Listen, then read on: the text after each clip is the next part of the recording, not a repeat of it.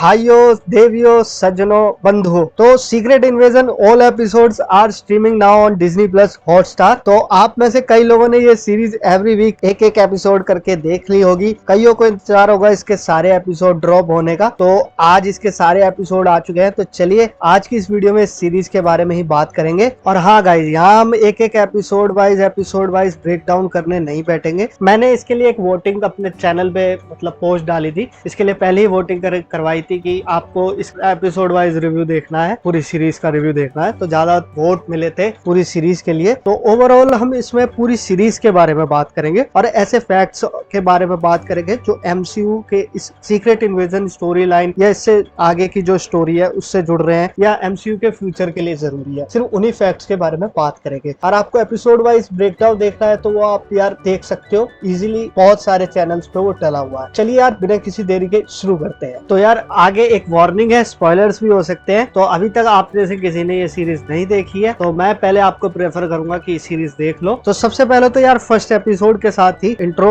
जो इसका आया था फर्स्ट एपिसोड के साथ, तो उस पर ही बवाल होना शुरू हो गया था कि वो एआई ने बनाया है, ये है वो है। मेरा तो ये रिएक्शन था वो यार सिर्फ जस्ट एक इंट्रो था, कोई मतलब कुछ ऐसा नहीं था और वो ठीक भी लग रहा था यार। अभी तक इन्होंने मार्वल वालों ने वो चेंज नहीं किया। आपको पता ही है हॉलीवुड में चल क्या रहा है अभी फिलहाल, स्ट्राइक वगैरह इतनी चल रही है। अभी एक और एक्टर्स की भी स्ट्राइक, राइटर्स तो स्ट्राइक पर थे ही और अब एक्टर भी स्ट्राइक पर बैठ गए हैं। तो पता नहीं क्या ही चल रहा है। चलो इंट्रो को छोड़ के फिर हमें शो का पता चला। हाँ भाई शो में जब पहला एपिसोड आया, फर्स्ट एपिसोड देखने के बाद लगा कि हाँ भाई ये मिस मार्वल और शीएल के मुकाबले तो काफी बढ़िया है, अपने कम से कम जॉनर को बखूबी सेट तो कर रहा है। यहाँ ये शो शुरू हुआ था अपने निक फ्यूरी के वापस अर्थ पे आने के बाद। इससे पहले वो स्पेस में कहीं थे, शायद सेबर स्पेस स्टेशन, जहाँ की स्टोरी हम द मार्वल्स में कंटिन्यू होती देखेंगे। आपको याद हो कि कैप्टन मार्वल फर्स्ट मूवी में भी जैसा हमने देखा था कि कैप्टन मार्वल ने और निक फ्यूरी ने यहाँ स्कल से ये प्रॉमिस किया था कि जब उनके प्लेनेट पर वो अटैक हुआ था कि वो उन्हें रहने के लिए नया घर या आशियाना बना के ढूंढ के देंगे, लेकिन वो अपना वायदा पूरा नहीं कर पाए कहीं ना कहीं। इसलिए स्क्रल लीडर ग्राविक उनसे नाराज है। तो शुरुआत में तो वो नाराज ही लगता है, लेकिन उसके बाद जैसे जैसे एपिसोड 2 आता है, 3 आता है, 4 आता है, तो जैसे जैसे आगे सीरीज कंटिन्यू होती है तो ऐसा लगता है कि ग्राविक के इंटेंशन यहाँ पे चेंज हो रहे हैं इस सीरीज के अंदर। क्योंकि जब वो निक फ्यूरी को उसके पास मौका होता है मारने का तो भी वो उन्हें मारता नहीं है, छोड़ देता है। तो उससे पता लगता है कि वो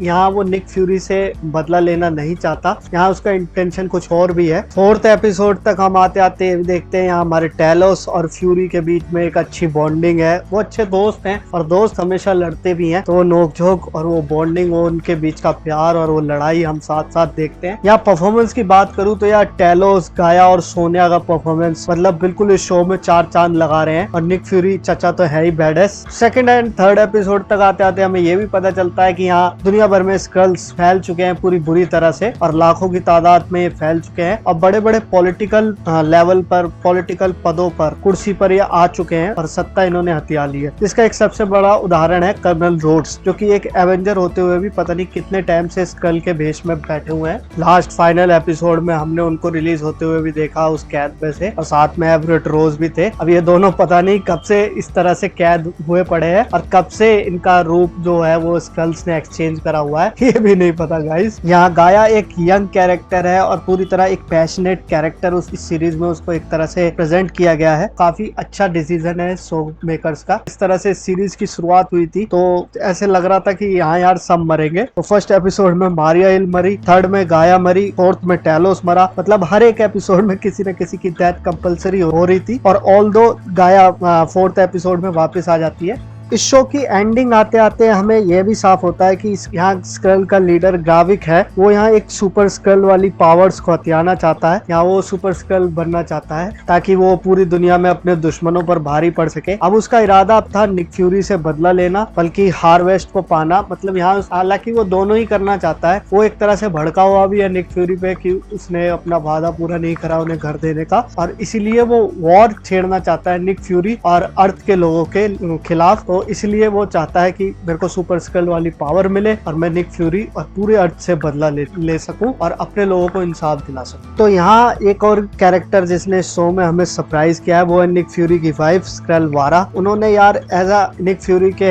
एक हेल्पफुल कंपेनियन के तौर पे शो में साथ दिया है, चाहे वो एज अ उनकी वाइफ हो। तो एंड में भी जैसे कि हम देखते हैं कि निक फ्यूरी उन्हीं के साथ टाइम स्पेंड करना चाहते हैं। तो एक तरह से यार ये कह सकते हो निक फ्यूरी अभी भी खाली नहीं हुए हैं। एक तरफ टैलोस की भले ही यहाँ पे मौत हो गई, लेकिन यहाँ पे अभी एक और उनकी कंपेनियन स्क्रल कंपेनियन बची हुई है, वो है उनकी वाइफ स्क्रल वारा। तो गाइज यहाँ पे एक और इम्पोर्टेंट चीज है हार्वेस्ट। इसके बारे में आपके लिए जानना बहुत जरूरी बन जाता है, क्योंकि हार्वेस्ट एक ऐसा कंपाउंड है जो लास्ट बैटल एवेंजर्स की एंड गेम में हुई थी। तो उसके बाद निक फ्यूरी ने ही इन सारे स्कल्स को ये ड्यूटी लगाई थी कि सारे एवेंजर्स का एक ब्लड सैंपल इकट्ठा करके एक ट्यूब में संभाल कर रखने के लिए दिया था, जो कि हार्वेस्ट कहलाया। तो एक टाइप से ऑल एवेंजर्स का डीएनए उसे कह सकते हैं। अगर उसको किसी स्क्रल के डीएनए के साथ एक्सपेरिमेंट किया जाए तो वो बन जाएगा सुपर स्क्रल, क्योंकि सारे एवेंजर्स की पावर को अपने अंदर पोजेस कर लेगा। तो वही इसके फिनाले में कुछ हुआ। अब आपको इसका फिनाले कुछ समझ में आ रहा होगा। तो बात करें अगर फिनाले की गाइस, तो मुझे सबसे ज्यादा यही पसंद आया। इन 5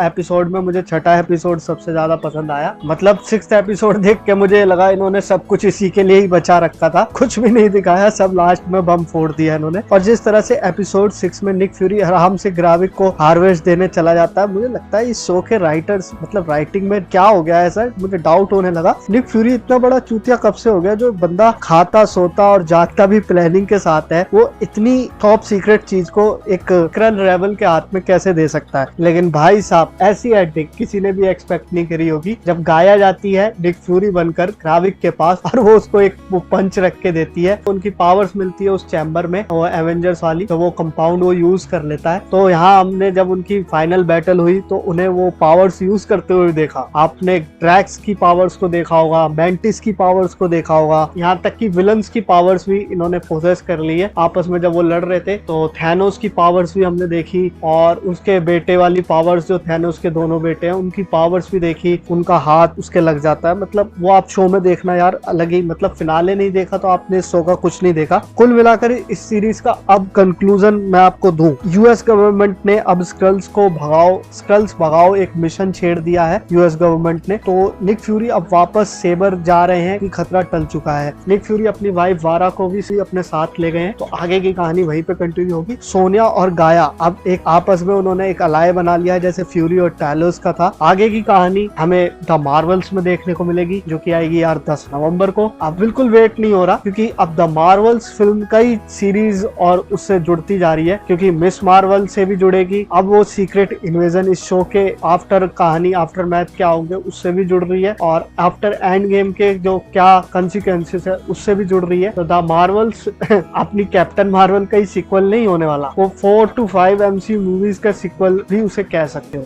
तो गाइज ये था मेरा रिव्यू सीक्रेट इन्वेजन सीरीज को लेकर। इस सीरीज में काफी चीजें, काफी छोटी छोटी, काफी ज्यादा डिटेल्स थी। हो सकता है सारी डिटेल्स मैं कवर ना कर पाया हूँ, तो और मैं कर भी नहीं सकता यार इतने छोटे वीडियोस में, लेकिन जो भी मेरे पॉइंट ऑफ व्यू से इम्पोर्टेंट था इस शो के अंदर, उसका मैंने डिटेल में आपको शो में बता दिया है। अगर आपको पसंद आया हो वीडियो जरूर लाइक कर देना यार, और अभी तक आपने चैनल सब्सक्राइब नहीं किया तो यार सब्सक्राइब कर लेना। शायद गदर 2 का ट्रेलर भी आज हमें देखने को मिल जाएगा, तो प्रोबेबली नेक्स्ट वीडियो गदर 2 के ट्रेलर रिव्यू के साथ मिलेगी आपको। तब तक के लिए bye bye and take care.